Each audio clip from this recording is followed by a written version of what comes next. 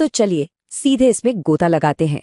आज के इस ऐतिहासिक विश्लेषण में हम भारत के इतिहास के सबसे पेचीदा और चर्चित शासकों में से एक सम्राट औरंगजेब, जिन्हें आलमगीर भी कहा जाता है, उनके 49 साल लंबे शासनकाल का एकदम निष्पक्ष और तथ्यों पर आधारित विश्लेषण करेंगे।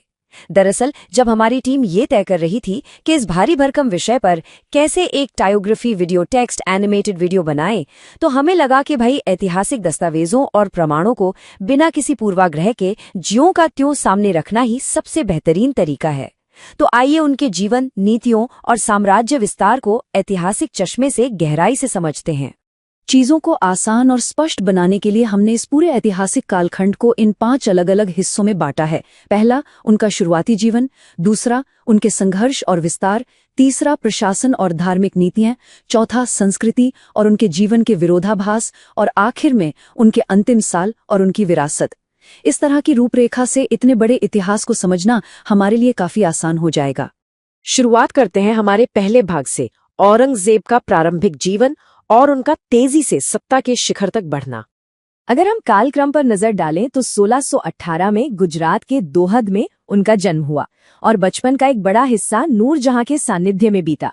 फिर 1637 में उनका निकाह फारस की दिलरास बानो बेगम से हुआ। लेकिन यहाँ जो बात सबसे ज्यादा ध्यान खींचती है वो है उनका 2 बार राज्याभिषेक होना। 1658 में आगरा पर कब्जा करने के बाद उन्होंने आनन फानन में पहली बार ताज पहना और फिर देवराई के युद्ध में जीत हासिल करने के बाद 1659 में दिल्ली में उनका दूसरा विधिवत राज्याभिषेक हुआ। तो यहाँ सबसे अहम बात यह है कि औरंगजेब व्यक्तिगत स्तर पर बेहद धार्मिक इंसान थे। उनके गुरु मीर मोहम्मद हकीम थे।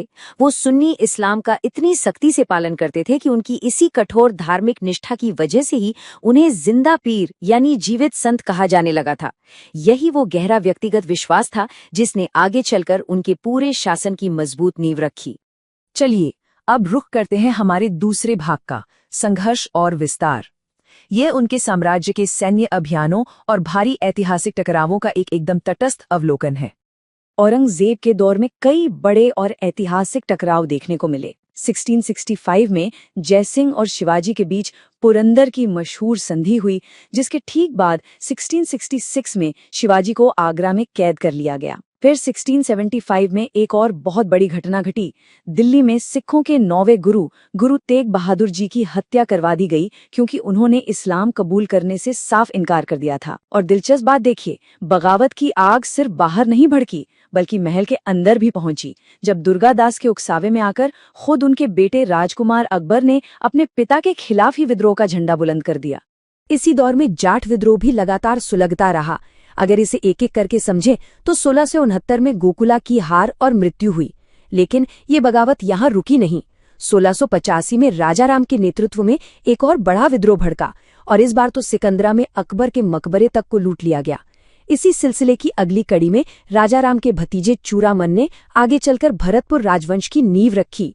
अब अगर दक्षिण के अभियानों की बात करें तो उनके अभियान काफी सफल रहे थे।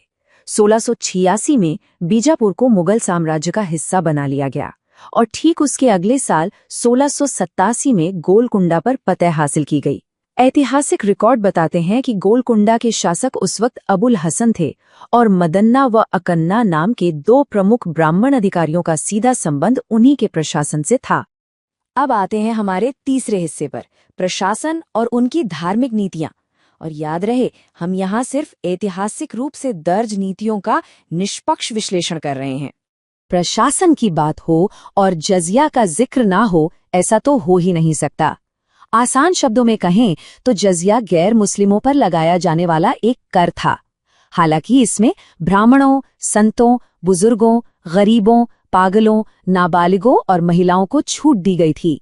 औरंगजेब ने 1679 में इसे फिर से लागू करने का सख्त फरमान जारी किया, जिसकी शुरुआत मारवाड़ से हुई और फिर इसे साम्राज्य के बाकी हिस्सों में भी सख्ती से वसूला जाने लगा। चलिए आगे बढ़ते हैं और देखते हैं कि ये पूरी बात कैसे विकसित होती है, क्योंकि जजिया सिर्फ औरंगजेब के दिमाग की उपज नहीं थी, इसका अपना एक लंबा इतिहास है। भारत में 712 ईस्वी में मीर कासिम ने इसे पहली बार लागू किया था। फिर 1564 में सम्राट अकबर ने इसे पूरी तरह खत्म कर दिया। इसके बाद 1669 में औरंगजेब ने इसे दोबारा शुरू किया और आखिरकार 1720 में मोहम्मद शाह के शासनकाल में इसे हमेशा के लिए बंद कर दिया गया। ये कालक्रम इस कर के पूरे इतिहास को एकदम साफ कर देता है। अपने साम्राज्य को पूरी तरह से कुरान के नियमों के हिसाब से चलाने के लिए औरंगजेब ने बहुत सी पुरानी प्रथाओं पर कड़ी पाबंदी लगा दी। सिक्कों पर कलमा लिखवाना, नवरोज का त्योहार मनाना, भांग की खेती और झरोखा दर्शन ये सब बंद करवा दिए गए। तोलादान जैसी प्रथा, जिसमें सम्राट को उनके वजन के बराबर सोने चांदी से तौला जाता था, उसे भी रोक दिया गया। यहाँ तक कि सती प्रथा, दरबार में होली दिवाली मनाना और अकबर के समय से चली आ रही हिंदू राजाओं के माथे पर तिलक लगाने की जो रस्म थी, उसे भी जड़ से खत्म कर दिया गया। ऐतिहासिक स्रोतों की माने तो 9 अप्रैल 1669 को औरंगजेब ने एक सीधा फरमान जारी किया, जिसके तहत हिंदू मंदिरों को नष्ट करने का आदेश दिया गया। इस आदेश के बाद जिन प्रमुख ऐतिहासिक स्थलों को तोड़ा गया, उनमें पाटन का सोमनाथ मंदिर, बनारस का विश्वनाथ मंदिर और मथुरा का केशव देव राय मंदिर शामिल था, जिसे जहांगीर के वक्त में वीर सिंह देव ने बड़े पैमाने पर बनवाया था। अब इस स्लाइड पर जो जानकारी है वो सच में बेहद हैरान करने वाली है। 337 ये नंबर बहुत खास है। ये औरंगजेब के दरबार में हिंदू मनसबदारों की संख्या है। ये बात इसलिए इतनी दिलचस्प है क्योंकि इतने सारे कट्टर फैसलों के बावजूद ऐतिहासिक सच यही है कि औरंगजेब ही वो इकलौता मुगल सम्राट था जिसने अपने शासनकाल में सबसे अधिक संख्या में हिंदू अधिकारियों को नियुक्त किया था। और इसी विरोधाभास से जुड़ता है हमारा चौथा भाग, संस्कृति और विरोधाभास। उनके शासन की यही अजीबोगरीब बातें उनके व्यक्तित्व को इतना जटिल बनाती हैं। औरंगजेब की व्यक्तिगत जिंदगी और उनकी सरकारी नीतियों के बीच का जो विरोधाभास है वो एकदम चौंका देने वाला है। एक तरफ देखिए, उन्होंने अपने दरबार में संगीत पर पूरी तरह रोक लगा दी और जितने भी सरकारी संगीतज्ञ थे उन सबको नौकरी से हटा दिया। लेकिन दूसरी तरफ वो खुद वीणा बजाने में इतने उस्ताद थे। और सबसे बड़ी हैरानी की बात तो ये है कि भारतीय शास्त्रीय संगीत पर फारसी भाषा में सबसे ज्यादा किताबें अगर किसी के शासनकाल में लिखी गईं तो वो औरंगजेब का ही दौर था। है ना ये बात बिल्कुल विपरीत। इन तमाम सख्तियों और पाबंदियों के बावजूद वास्तुकला या निर्माण का काम पूरी तरह से ठप नहीं हुआ था। इसका एक बड़ा उदाहरण है 1679 में महाराष्ट्र के औरंगाबाद में बना बीबी का मकबरा। ये इमारत दिखाती है कि उस दौर में भी कुछ बड़े और भव्य निर्माण कार्य चल ही रहे थे। अब हम इस ऐतिहासिक सफर के आखिरी पड़ाव पर हैं, भाग 5, अंतिम वर्ष और उनकी विरासत। 49 साल के इस लंबे शासन का अंत कैसे हुआ? 20 फरवरी 1707 यही वो दिन था जब औरंगजेब का निधन हुआ। उन्हें खुलदाबाद में दफनाया गया, जिसे अब रोजा भी कहते हैं। जब उनकी मृत्यु हुई तब तक मुगल साम्राज्य अपने सबसे बड़े आकार पर पहुंच चुका था।